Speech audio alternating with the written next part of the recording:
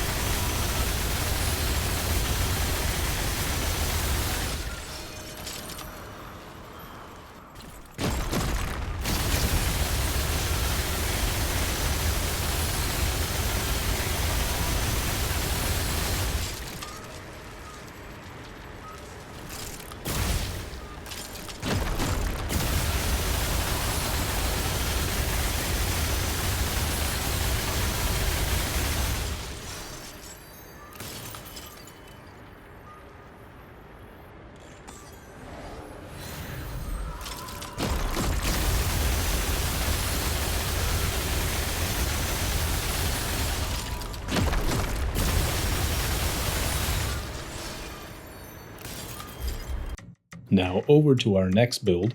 This is a little more hands-on with the actual Invoker archetype, and I like to call this build the NeverEnding Storm. So for our first and main archetype, we are running the brand new Invoker.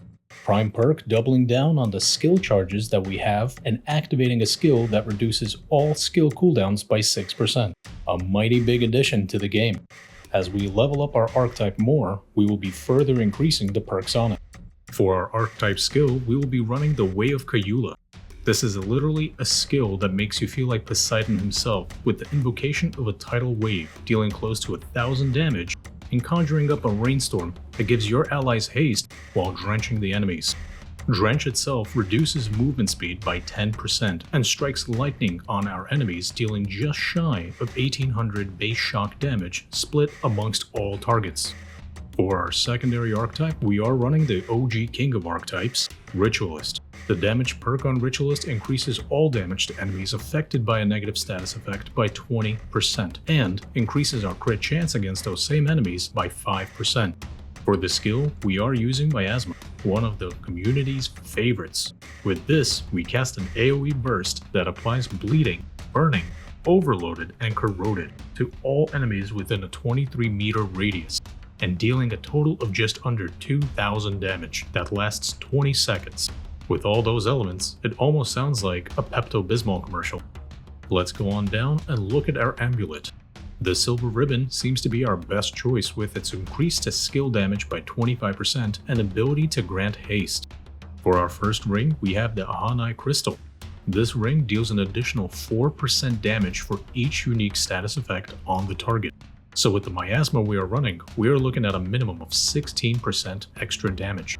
Our second ring is the Alumni Ring, very cut and dry increase to all elemental damage dealt by a static 10%. Our third ring is the Black Pawn Stem. This reduces cooldowns of skills by 10%, allowing us to alternate between Miasma and Way of Cayula frequently. Finally, our fourth and last ring is the Shade Stone. This ring increases our skill damage by another 15%. Now, let's take a look at the weapons. For the secondary, I use one of my personal favorites, the Nebula. This weapon's mod, Nanoswarm, is something I love using as an opener when fighting either a boss or large swarms of enemies. With it, we have the brand new Crystal Staff. Granted, this could be replaced with many different melee weapons, but we figured to toss it in since it's new, as well as create a whole build around it later. And finally, our primary weapon is the Monolith Long Gun.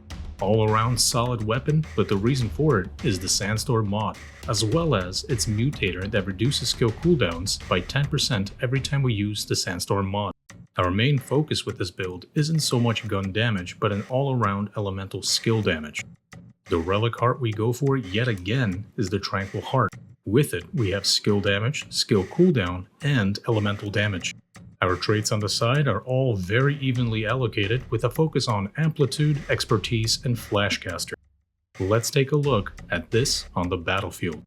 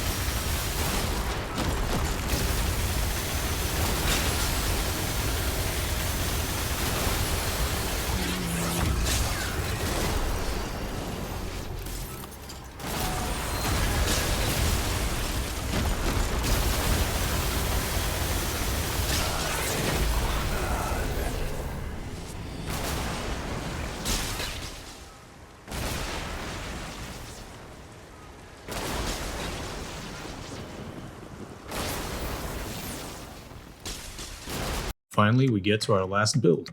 This one revolves around a high-risk, high-reward melee setup. For our primary archetype, we again have the Invoker, most importantly for the prime perk Visionary, as well as the Soothsayer Relic perk, which allows us to extend the duration of active Invoker skills by 20% each time we use a Relic Heart. What it doesn't say is that it also applies to your other skill as well. For the primary skill, we are running Way of Maedra. This invokes Maedra to heal all allies for 20% of max health over 1.5 seconds and conjure a 20-meter forest growth for a little over 18 seconds. After fully blooming, the allies in the growth heal 2% max health per second and gain 3% of their base damage dealt as lifesteal. Meanwhile, enemies inside the growth gain Gloom for 10 seconds, which increases incoming elemental damage by 15%. The secondary archetype we go for is Challenger. The main reason for that isn't its close quarters damage perk, but more so the skill that goes with this archetype, Juggernaut. With this skill, we become nearly unstoppable, gaining 3 stacks of Bulwark, 15% movement, melee, and reduced stamina cost. We also get an increase to melee damage by 50%, and our stagger level is reduced by 1. All in all, very important when it comes to a melee build. The amulet we have equipped is also new to Remnant, the Stone Shaper's Chisel. This amulet increases all damage dealt by 25% after we don't use the primary fire of any weapon. Since we are going for melee, we will constantly have a 25% damage boost. The first ring we have equipped is the Probability Cord. This increases our crit damage by 20%, which goes hand in hand with our third ring. The second ring we are wearing is the Flyweight Sting. This ring increases melee damage while armor encumbrance is below 50. Damage bonus increases with lower encumbrance up to 25% at 0 weight. This is the reason why we are running nothing but a dirty shirt and skid marked undies. The third ring, which is tied with the first ring, is the Braided Thorns. This ring gives us a 10% increase to our critical chance. And finally, our last ring is the Burden of the Gambler. Since we focus so much into critical damage, we have this on since it disables weak spots but increases critical chance by 10% and critical damage by 15%. The weapon we have equipped is the Crystal Staff. Bumped up to a plus 10, we are looking at 116 damage per hit, not counting the mod on it, Power Stone. Charged melee empowers the staff for 10 seconds, causing melee attacks to launch an energy bolt that seeks enemies within 30 meters, dealing 100 shock damage and granting 1 stack of Power Stone out of a maximum of 10. When using the charged melee attack again, it detonates, causing a 6-meter shockwave, dealing another 150 shock damage. The mutator we have on is the Edgelord for melee charge and attack speed, as well as some lifesteal. The relic heart we have on with this build is the Lifeless Heart, which doesn't heal but has a 50% use speed bonus and doubles our relic capacity. We will be using this relic to prolong our skills by 20% each time. With it, we have equipped elemental damage, melee attack speed, and melee damage. Our traits over on the right are also very evenly spread, but with a focus to Siphoner, Untouchable, and Regrowth to stay alive. Let's have a quick look at how this build works.